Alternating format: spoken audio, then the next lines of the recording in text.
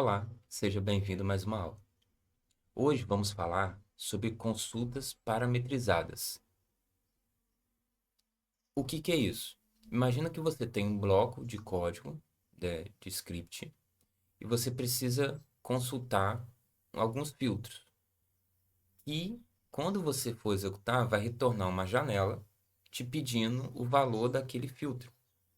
A gente fala parametrizado, mas quem conhece um pouco de linguagem de programação, é como se fosse a gente colocasse uma variável nesse trecho do código e quando a gente executar, ele retornar para a gente pedindo qual é essa informação. Então, vamos na prática agora? Vamos abrir um novo editor aqui.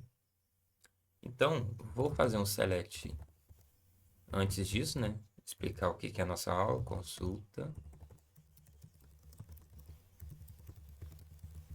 consulta parametrizada. Então, vou fazer um select normalmente aqui, com todas as colunas.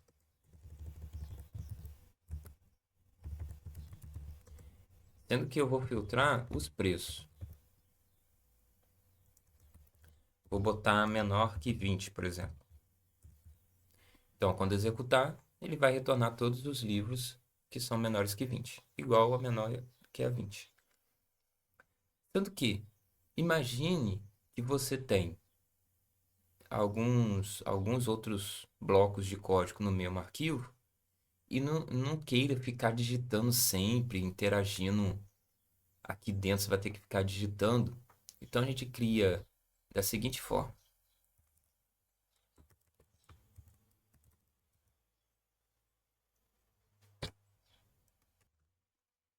Então, a gente criou aqui, ó, com esses dois pontos e o nome da. Só coloquei aqui só para vocês verem o que vai acontecer. Então, a gente passa como se fosse uma variável. No caso aqui no script é parametrização, parâmetro, né? Se eu for executar agora, olha que legal. O nosso SGBD, ele retorna para a gente uma janela para a gente colocar esse input. Deixa eu só ver se vocês estão enxergando mesmo. Então, beleza. Então, se eu colocar aqui o valor, ó, observe aqui abaixo,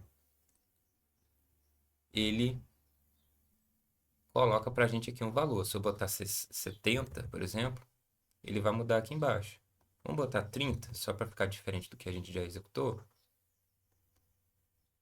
Olha que bacana. Então, ele retornou aquilo que a gente digitou lá naquela caixinha de input, né? Na nossa caixa de diálogo, né? Que geralmente fala assim. Então, geralmente, a finalidade exatamente? Tem gente que utiliza, tem gente que não utiliza. Sendo que esses parâmetros vai variando conforme o banco. No SQLite, é 2 pontos.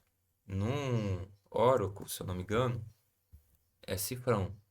Num, já tem outro banco que eu esqueci, acho que é Postgre, que é uma interrogação. Então vai variando muito conforme o banco.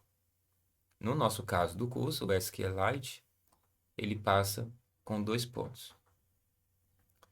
Ó, eu botei uma colinha aqui para ficar mais prático. Vou colar aqui, ó.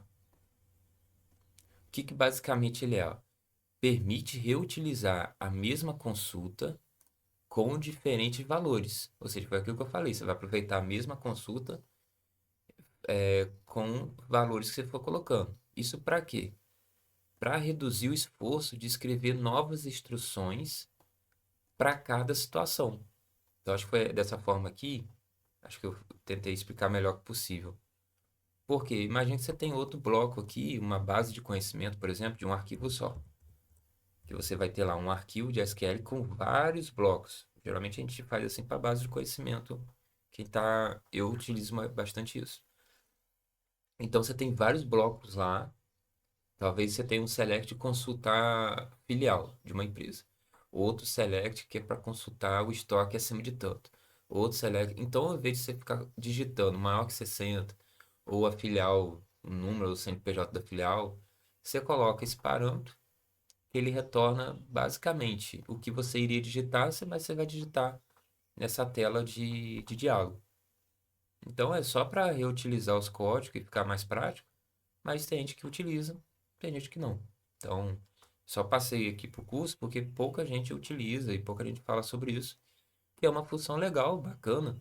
talvez isso aqui, quem vai fazer programação ou já fez, praticamente é uma variável que a gente coloca lá no back-end quando a gente utiliza alguma aplicação baseada em um banco de dados. Então a gente realmente iria passar um parâmetro para isso. A gente não vai colocar o valor dentro do back-end e o usuário não vai ter a opção de escrever, ele não vai. Então, dessa forma, faz com que o usuário lá na programação apareça o input para ele colocar.